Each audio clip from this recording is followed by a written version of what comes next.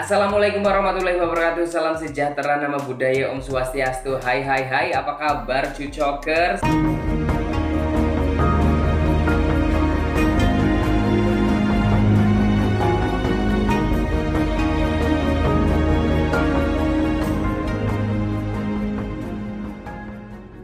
Malam hari ini sebelum saya tidur, saya mau menyempatkan untuk membacakan semua pertanyaan, bukan semua sih, sebagian pertanyaan yang sudah masuk lewat DM Instagram maupun yang sudah pada komen di kolom komentar di YouTube, tapi belum sempat saya jawabin satu persatu. Ya, karena saya kemarin sudah sempat janji kalau misalkan setiap minggunya akan ngadain Q&A, tapi saya baru bikin video malam hari ini. Ini pun sudah jam berapa? Jam 12, cuman aku memang belum begitu terlalu ngantuk, tapi sudah mau persiapan untuk tidur. Dan kalau gitu saya langsung aja jawabin pertanyaan dari para cucokers yang sudah masuk lewat DM Instagram maupun lewat kolom komentar yang ada di YouTube. Hus, sana banyak semut. Oh my god, hus. Saya tahu saya manis, tapi jangan, saya tidak nafsu sama Anda, oke? Sorry, aku nggak ngerti kenapa semut banyak sekali di sini. Oke, baiklah, sekarang saya langsung aja ke pertanyaan pertama. Ini ada dari Hidayat Desta. Pertanyaannya adalah, saya tulis nih di kertas ya. Jadi nanti kalau misalkan intonasinya kurang bagus karena tulisan saya yang susah dibaca. Dari Hidayat Desta, jadi gini mas, aku tuh punya temen. Mungkin dari dulu dia tuh straight, terus dia ada rasa penasaran gitu dengan dunia LGBT. Terus akhirnya terjun deh dia ceritanya. Terus setelah dia terjun, kayaknya dia on and off gitu di dunia LGBT. Terus dia kadang hapus install aplikasi gay. Menurut Mas Siji, gimana pandangan Mas tentang hal itu? Oke, ini menurut pengalaman saya ya. Jadi saya juga punya banyak teman straight setelah saya tinggal di Bali. Setelah saya menerima apa adanya, ternyata berteman sama siapapun itu gampang untuk diterima. Nah, pengalaman saya setelah saya berteman sama banyak orang straight, sepertinya kalau orang straight itu sama sekali tidak ada ketertarikan sedikit pun untuk mengetahui kayak percintaan LGBT atau bahkan sampai punya aplikasinya begitu. Jadi kalau misalkan dia kok sampai punya aplikasinya, itu patut dipertanyakan apakah benar dia itu straight apa hanya sekedar straight act gitu. Karena banyak gay yang memang mereka itu kayak tingkah lakunya dilaki-lakiin, atau memang sepertinya memang dia kayak laki-laki tapi dalamnya itu dia totally gay gitu. Dan ya harus dipertanyakan itu, karena kalau orang straight asli sama sekali tidak ada ketertarikan untuk mengetahui dunia gay, apalagi sampai punya aplikasinya gitu. Cuman mereka yang mungkin se-open-opennya seorang straight, mereka hanya kadang suka kayak goda-godain kayak colek sini colek situ gitu. Tapi itu hanya sekedar kayak menggoda, tapi itu juga syaratnya harus sudah kenal dekat banget dengan si gay itu gitu. Jadi kalau misalkan ada seseorang yang mengaku straight, terus kemudian dia punya ketertarikan untuk mengetahui dunia LGBT atau bahkan sampai punya aplikasinya, itu patut dipertanyakan apakah dia benar-benar straight atau hanya sekedar straight act gitu. Oke, lanjut ke pertanyaan berikutnya. Ini ada dari Ignatius Boni. Abang, iya, gimana caranya abang berani tampil percaya diri di depan umum dengan status abang yang sekarang? Oke, jujur untuk sampai di titik seperti ini, dimana saya kalau misalkan ngobrol dengan orang punya kepercayaan diri, terus kemudian kenalan dengan orang baru di tempat kerja atau dimanapun itu, saya tidak punya rasa takut atau tidak punya rasa malu, itu membutuhkan waktu lebih dari puluhan tahun, lebih dari 20 tahun gitu. Caranya adalah pada saat itu memang saya dipertemukan secara natural dengan sebuah lingkungan dimana mereka sepertinya oke dengan segala perbedaan. Mereka sepertinya akan menerima kita dengan apapun keadaan kita, yang penting kita tidak merugikan orang lain begitu. Dan sepertinya mereka itu benar-benar mendukung setiap individu untuk menjadi diri sendiri, be true to yourself, be original, karena ini hidupnya cuma sekali. Jadi mereka benar-benar kayak ayo jadi diri kamu sendiri, jangan hidup seperti imitasi dan juga mencari citra pantas orang lain supaya dipandang pantas manusia lain, karena itu tidak penting. Kamu akan menyesal kalau misalkan kamu gak jadi diri sendiri di hidup yang cuma sekali aja begitu. Jadi itulah yang membuat saya tambah percaya diri, apalagi kalau misalkan dukungan itu datangnya dari orang-orang straight, bukan orang-orang gay. Kalau misalkan sesama LGBT saling mendukung, itu wajar karena kita kan merasa senasib dan sepenanggungan. Tapi kalau misalkan dukungan itu datang dari orang-orang yang straight dan mereka menyadari bahwa ya kita sama-sama manusia, dan asal kamu tidak merugikan orang lain, just be yourself gitu. Itu dukungan seperti itu membuat saya lebih semangat untuk menjadi diri sendiri gitu.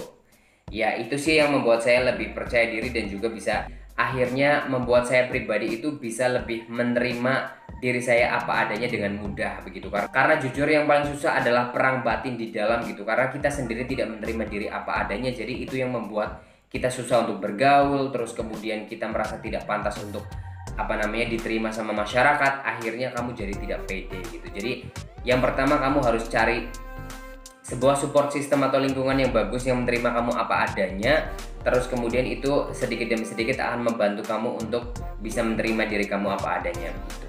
Panjang banget jawabannya, muter-muter sepertinya tidak bermutu ya, maafkan aku Ignatius Boni. Baiklah, sekarang kita akan menuju ke pertanyaan berikutnya. Bahasa Inggris, ada Bibit Licious. What is your advices to LGBT in Indonesia, especially the people like us? Okay, where is the camera? Is this the camera? Okay. To all my LGBT friends, listen closely because no one told me, but you deserve to know that your life is too precious to do something silly. Because unfortunately, lately I found out there is like a lot of gay adult video made by Indonesian on Twitter, and trust me guys, this what make people think that all the LGBT will do the same thing, right? So please guys, stop doing something silly. And one more thing guys, to all my gay friends, there will be like a lot of people will try to put you down, but what you need to do is just like you gotta keep going to claim your happiness and your success, because you deserve more than that. Okay, you deserve more than that. You are valuable, you deserve happiness, you deserve all the best thing in this world. Oke, baiklah, bareng ngomong bahasa Inggris ilatenyong keceletot maras mbok kesleo. Sekarang kita lanjutkan untuk ke pertanyaan berikutnya saja yang menggunakan bahasa Indonesia begitu. Oke, baiklah, kita sekarang menuju ke pertanyaan berikutnya, ada dari Irfan Hamdika. Assalamualaikum. Waalaikumsalam. Maaf mas, kalau kita sudah sayang sama cowok tapi dia straight. Kalau dia straight and then you have to step back. Oh, stop, jangan pakai bahasa Inggris maning, nganggo bahasa Jawa apa lah ya. Oke, kalau misalkan dia straight, yang harus tahu diri itu adalah kita. Kita harus benar-benar membentengi diri supaya kita juga tidak terlalu sakit hati untuk mengharapkan sesuatu yang tidak pasti, ataupun sebaliknya kita juga jangan sampai invading his space gitu. Maksudnya jangan sampai terlalu mengganggu kehidupan pribadinya karena dia adalah seorang straight yang mungkin sama sekali tidak punya perasaan yang sama seperti yang kamu punya sama dia begitu. Dan saya termasuk orang yang sama sekali tidak setuju dengan yang namanya jodoh itu dijebak. Jangan pernah menjebak lelaki straight, atau kalian kayak pepet kasih perhatian, terus kemudian kalian beliin ini itu tiba-tiba ketika dia sudah dalam kepepet begitu, akhirnya kalian nembak, terus kemudian dia nggak enak akhirnya menerima kalian. No, jodoh jangan dijebak. Dan aku yakin itu hanya akan sia-sia aja, karena sekali lagi saya bilang, orientasi seksual itu tidak menular. Dia tidak akan pernah ketularan kamu untuk menjadi seperti kamu. Jadi jangan lakukan hal yang sia-sia seperti itu. Dan juga jangan pernah berharap terlalu tinggi karena kamu akan sakit karena kamu tidak mendapat balasan yang sesuai yang kamu harapkan. Dan aku pikir yang namanya sayang itu general, bisa ke siapa aja, dan mungkin teman kamu itu merasa bahwa kamu hanya sekedar baik saja gitu. Dia sama sekali tidak berpikir bahwa kamu sayang sama dia itu punya niat terselubung begitu. Jadi di sini yang harus mengontrol adalah kamu. Kamu harus tahu di mana batasan kamu harus stop kasih sayang kamu, dan supaya itu juga mengantisipasi kamu supaya tidak terlalu sakit ketika kamu tidak mendapatkan balasan sayang seperti apa yang kamu harapkan. So you are the one who should control yourself. You have to see the fine line where you have to stop and said, okay, this is enough, this is done gitu. Jadi kamu harus sadar bahwa oke, dia straight, saya LGBT, dan kalau misalnya dia tidak suka ya oke, this is done, enough, sudah terlaluan. Oke, sekarang kita lanjutkan ke pertanyaan berikutnya. Aduh, pakai bahasa Inggris lagi. Aduh, ilatenyong kesleo ke priwe. Pertanyaan nomor pira Miki? Sekarang kita langsung aja ke pertanyaan berikutnya. Ini ada dari Maxman. Maaf mas, gimana cara menghadapi bulian atau gunjingan dari orang terdekat kita? Oke, bicara mengenai pembulian atau bully, aku ingin mengajak kalian untuk berada di satu level pemikiran yang sama. Kalau bulian apapun itu jenisnya, itu tidak dibenarkan. dan we against that, oke? Siapapun pelakunya, berapapun umurnya, kita tidak seharusnya memberikan toleransi terhadap pelaku pembulian. Bahkan kalau itu datang dari orang terdekat atau bahkan keluarga, itu patut dipertanyakan apakah dia benar-benar menganggap kita keluarga, apakah benar-benar dia sayang sama kita gitu. Karena kalau misalkan yang namanya sayang, bully itu seharusnya tidak terjadi begitu. Kalau saya ada di posisi kamu, terus kemudian saya sudah bekerja, kondisinya saya sudah mandiri, saya akan mulai menentukan siapa yang pantas dan siapa yang tidak pantas ada dalam kehidupan aku. Sekalipun itu adalah orang terdekat ataupun keluarga, kalau mereka membuli. Karena aku pribadi jujur, aku tidak akan pernah meragukan diri aku sendiri untuk bisa menerima mereka apa adanya.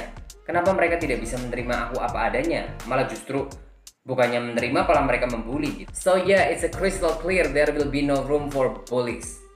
That's it. End of conversation. Oke, pakai bahasa Inggris maning. Kon aja ngomong pakai bahasa Inggris. Bok ilate kesleo. Sekarang kita langsung aja pindah ke pertanyaan berikutnya. Oke, pertanyaan berikutnya ini ada dari Koi Dennis. Maaf mas, apakah menerima BOOK? Sekarang tidak, besok tidak, dan aku harap selamanya tidak. Kalau misalkan masa lalu ya kalian tahu lah ya siapa saya begitu. Jadi kalau misalkan pertanyaannya adalah BOOK, yaitu adalah jawabannya.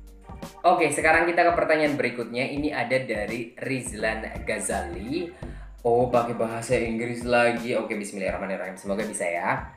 Can you tell us about what you see in your future? Pertama, saya bukan dukun, saya bukan cenayang. Jadi saya sama sekali tidak bisa memprediksi dan juga melihat masa depan saya pribadi. Tapi yang aku percaya adalah what I do today is what I'm going to be someday. Apa yang saya lakukan sekarang itu menjadi gambaran akan menjadi apa saya di masa depan. Kalau sekarang kalian sedang melihat saya memakai bandana, saya akan menjadi bakul bandana di masa depan. Ya ampun, jangan dong. Ya kan? Maksudnya saya kan lagi syuting malam-malam seperti ini untuk menjawab pertanyaan kalian. Doakan saya menjadi YouTuber yang terkenal begitu ya kan? Itulah doa saya. Saya tahu para cucoker yang julid ini pasti mendoakan saya menjadi tukang bandana karena sekarang saya lagi memakai bandana. Saya tahu pikiran kalian, oke? Kalau begitu baiklah, sekarang kita lanjut aja ke pertanyaan berikutnya. Oke, kalau begitu kita sekarang langsung ke pertanyaan berikutnya. Semoga jelas ya meskipun ada suara hujan di luar sana. Ini ada dari Capri Daniel. Di lingkungan abang, nggak ada yang mencibir abang tentang status abang ini.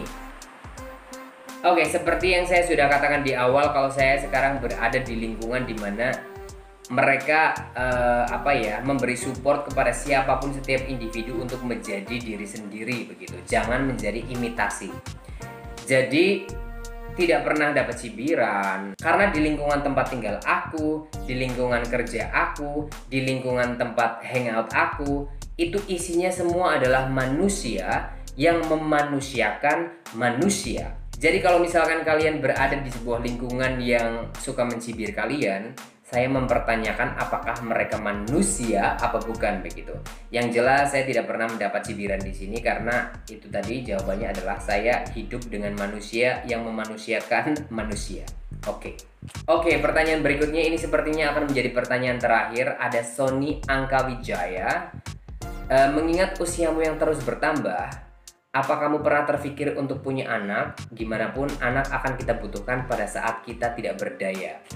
Oke, sepertinya konsep menikah dan punya anak supaya bisa gantian merawat kita ketika kita sudah tidak berdaya itu masih menjadi ideal masyarakat Indonesia. Karena di luar sana itu sudah banyak orang-orang yang memilih untuk tidak menikah, yang penting mereka hidupnya bahagia. Justru dengan mungkin mereka memilih tidak menikah, yang penting mereka bahagia, mereka bisa, karena mereka tidak punya tanggungan, mereka bisa membantu anak-anak yang tidak punya orang tua atau orang tua yang tidak punya anak begitu. Jadi ketika mereka masih kuat dan mereka masih bekerja, mereka bisa mengalokasikan dana atau hasil yang mereka kerjakan buat orang-orang yang lagi membutuhkan. Coba bayangkan kalau setiap orang di dunia punya konsep yang sama, menikah, punya anak. Karena saya pribadi yang melihat teman-teman saya yang menikah, ketika mereka menikah punya keluarga kecil, mereka sama sekali tidak pernah memikirkan kayak menyumbang ke anak yatim yang tidak punya orang tua, kayak menolong orang lain yang lagi membutuhkan, tapi mereka hanya fokus terhadap keluarganya sendiri gitu. Fokus mereka adalah membesarkan anak, sampai dewasa, sekolah segala macam, mereka tidak pernah memikirkan yang lain. Kalian sudah sibuk dengan keluarga kalian sendiri. Nah, mungkin dengan adanya orang-orang yang tidak menikah itu sudah ada kayak tugas khusus dari yang di atas, supaya mungkin kita lebih bisa memperhatikan orang-orang yang kayak anak-anak kecil tidak punya orang tua, atau orang tua yang tidak punya anak begitu. Kalau misalkan masalah nanti tuanya bagaimana, saya percaya karma. Ketika kita sekarang berbuat baik, aku tidak akan pernah sama sekali meragukan tuaku nanti akan seperti apa gitu, karena saya percaya karma. Ketika kita menanam kebaikan, ya kita akan menuai kebaikan begitu. Jawabannya begitu. Oke, baiklah, sepertinya pertanyaan itu adalah pertanyaan terakhir. Terima kasih yang sudah mendengarkan ocehan saya yang tidak begitu berguna malam hari ini. Malam hari ini karena saya bikinnya malam ya, tapi kalau kalian nontonnya pagi, ya pagi hari itu. Oke, tidak penting juga. Aduh, otak gue udah mulai ngantuk. Baiklah, terima kasih, saya harus pamitan karena otak saya sudah mulai engap gitu. Dan maaf sekali saya masih membuat videonya masih di dalam ruangan ini, karena tadinya saya berpikir saya akan membawa kalian untuk rekreasi, refreshing di luar sana ketika membuat video Q&A ini. Tapi ternyata di Bali itu ternyata belum sepenuhnya new normal. Tempat-tempat wisata itu masih tutup, terus kemudian pokoknya belum bisa untuk kita bebas pergi kemana-mana begitu. Jadi saya belum bisa kemana-mana, akhirnya videonya tetap ada di kamar ini. Aduh, baiklah, kepalaku sudah pusing sekali, artinya saya harus istirahat. Terima kasih buat kalian yang sudah nonton, jangan lupa subscribe, like, dan juga komen. Dan kalau misalnya kalian mau curhat, silahkan aja add Instagramnya CJ Sanwilatin di CJ Sanwilatin. Oke, terima kasih, bye-bye. Bye.